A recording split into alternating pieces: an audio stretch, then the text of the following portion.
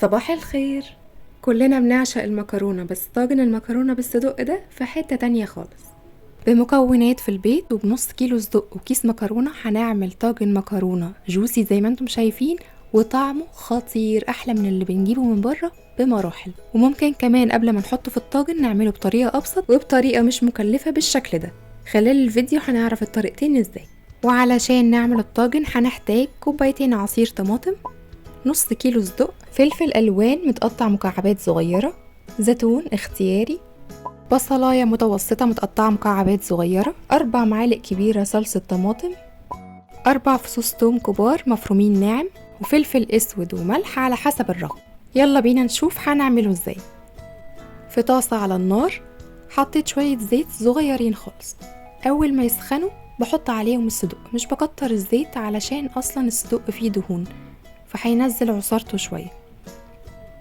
بعد ما ياخد لون من على الاتجاه الاولاني بقلبه على الاتجاه التاني بحيث انه يتشوح من كل الاتجاهات ويكون مستوي، بس ما نشفهوش قوي على النار، عايزاه لما يدخل الطاجن يكون محتفظ بعصارته ما يكونش ناشف بالشكل ده كده. اول ما اخد لون من على كل الاتجاهات واستوى برفعه من على النار. في ناس بتحب تقطع الصدق قبل ما يستوي، انا بحب اعمل العكس، بقطعه بعد السوى علشان يطلع شكله منظم وجميل. في نفس الطاسة وفي نفس الزيت بتاع الصدق عشان يديني طعم كده للخضار حطيت البصل متقطع مكعبات صغيرة، يعني قلبته كده حوالي 4 دقايق. وبعد كده ضفت عليه الفلفل الألوان، سواء الفلفل أو البصل مقطعاهم مكعبات صغيرة متساوية عشان يستووا مع بعض. هقلبهم مع بعض حوالي 5 دقايق.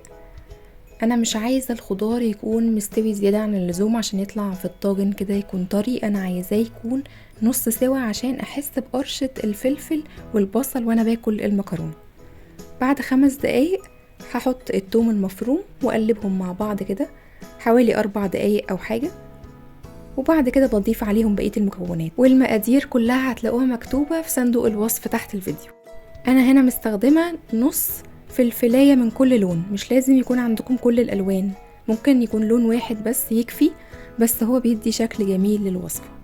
بعد ما قلبت الخضار مع بعضه هحط عليهم عصير الطماطم. عصير الطماطم ده أنا عاملاه في الخلاط، طماطم مع شوية مية صغيرين، وبعد ما بيتخلطوا بصفيهم من البذر والقشر واضيفهم على الخضار. مستخدمة كوبايتين عصير طماطم و4 معالق صلصة طماطم. الحقيقة صلصة الطماطم بتدي قوام ولون وطعم احلى بكتير من احنا نستخدم عصير الطماطم الفريش بس. هضيف عليهم البهارات، بهارات الوصفة دي بتكون سامبل جدا علشان احنا اصلا الصدق بيكون فيه التوابل بتاعته، فهو هيديني طعم بيغنيني عن اي توابل تانية. فاحنا استخدمنا بس الملح والفلفل الاسود، وضفت كمان عليهم نص معلقة صغيرة نعناع مجفف، ده لو كان متوفر عندكم بيدي كده طعم جميل. هنسيب الصلصة تتسبك على النار كأننا بنعمل صلصة مكرونة عادية، ما تكونش ناشفة قوي ولا فيها سوائل. ونروح للخطوة التانية في الوصفة وهي ازاي نعمل البشاميل. لو عايزين طبق المكرونة يكون عادي مش طاجن هوريكم ازاي في النهاية، ولو عايزين بقى نظبطه وندلعه كده نعمل له بشاميل وجبنه من على الوش موتزاريلا ونعمله طاجن برضو هوريكم ازاي، على حسب المكونات المتوفره عندكم وعلى حسب ذوقكم الشخصي. وعلشان نعمل البشاميل حطيت كسرولة على النار فيها 6 معالق كبار زبده او زيت المتوفر عندكم يسخنوا. بعد كده بنزل عليهم ب4 معالق كبار مليانين من الدقيق واقلب فيهم حوالي 5 دقايق على نار متوسطه علشان الدقيق يستوي في الماده الدهنيه اللي انا حطاها. دايما بفضل ان انا ازود الزيت او الزبده شويه عن الدقيق علشان يفك معاكم بسهوله وما يكلكعش وما يضايقكمش. واضيف 4 كوبايات حليب وافضل اقلب باستمرار بالمضرب اليدوي على درجه نار متوسطه علشان البشاميل ما يتلسعش من تحت، لحد ما اوصل لقوام سميك زي اللي هتشوفوه بعد شويه بالمنظر ده القوام المطلوب. مش عايزاه يكون سميك قوي، يعني مكترش كميه الدقيق قوي ولا ان انا اسيبه كتير على النار علشان البشاميل لما بيبرد اصلا قوامه بيتقل اكتر. بعد كده بضيف عليه الملح والفلفل الاسود. في الوصفه دي من اول الصلصه للبشاميل لاي خطوه فيها مكترش الملح زياده عن اللزوم علشان احنا لسه هنحط زيتون والصدق اصلا بيكون مالح شويه. هنقلبهم مع بعض واسيبه على جنب ونرجع تاني للصلصه بتاعه الطماطم. الصلصة اتسبكت هضيف عليها مغرفتين من البشاميل واقلبهم مع بعض. طب انا لو مش عايزه اعملها طاجن هكتفي بس بخطوه الصلصه وبنزل عليها بالمكرونه المسلوقه، اي نوع مكرونه انتوا تحبوه، واحط عليها الصدق، ولو عندنا زيتون بروح ضيفاه عليها واقلب كله واسيبه دقيقتين كده على النار عشان المكرونه تاخد من طعم الصوص. وساعتها المكرونه بتكون مسلوقه الا حاجه بسيطه علشان يعني تكمل سواها مع الصلصه على النار، وده نوع المكرونه اللي انا مستخدماه. انما لو هندخل المكرونه طاجن ونعمل بشاميل ونعمل لها بقى دلع، هنعملها الدنتي، يعني تكون مستويه نص سوا، فيها ندغة شوية علشان لما تدخل لسه الفرن هتكمل سواها. استخدمت في الطاجن كيس مكرونة ما يعادل 400 جرام ويكفي ل4 أفراد. بعد كده بروح حاطة المكرونة على الصلصة بعد ما صفيتها واحط عليها الصدق. شايفين منظر الصدق عشان مقطعينه بعد السوا شكله متساوي وجميل غير لما بنقطعه قبل السوا.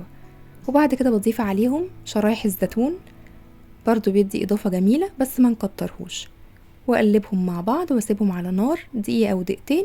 ممكن نقدمه كده وممكن بقى نحطه في الطاجن. وبعد كده بروح حاطه عليه البشاميل. صوص البشاميل بيكون مش تقيل قوي علشان في الاخر لما بيطلع من الفرن بيبقى كده جوسي وجميل، ما يطلعش تخين وماسك نفسه زيادة عن اللزوم. هحط البشاميل على وش الطاجن وبعد كده بضيف عليها الموتزاريلا. لما نيجي نستخدم الجبنه الموتزاريلا تكون بدرجه حراره الغرفه، منطلعهاش من التلاجة على طول على الفرن. وبعد كده بضيف عليه شرايح زيتون او شرايح فلفل الوان اللي انتوا عايزينه نزين بيه، وندخله على فرن متسخن قبل كده على درجه حراره 200 لحد ما الجبنه تسيح. وبعد كده بولع الشوايه على اهدى حاجه تاخد لون من فوق، وهيطلع معاكم احلى طاجن مكرونه دقتوه في حياتكم. مفيش حد داقه غير لما حب، كل حاجه فيه مظبوطه جدا جدا. الفلفل الالوان وانتوا بتاكلوه بتحسوا كده بقرشه جميله هو والبصل، وطعم الصوص جوسي وجميل بجد، طعم خرافي ومفهوش غلطه سواء بالطريقه دي او بالطريقه الاولانيه. يلا بينا ندوقه مع بعض. طعمه وريحته احلى من بعض. اتمنى من كل قلبي ان الوصفه تكون عجبتكم. كنت معاكم نسمة الخياط، استنوني في فيديو جديد من وصفاتي، وما تنسوش اعملوا سبسكرايب للقناه وفعلوا الجرس عشان يوصل لكم كل جديد، ولايك وشير. باي باي.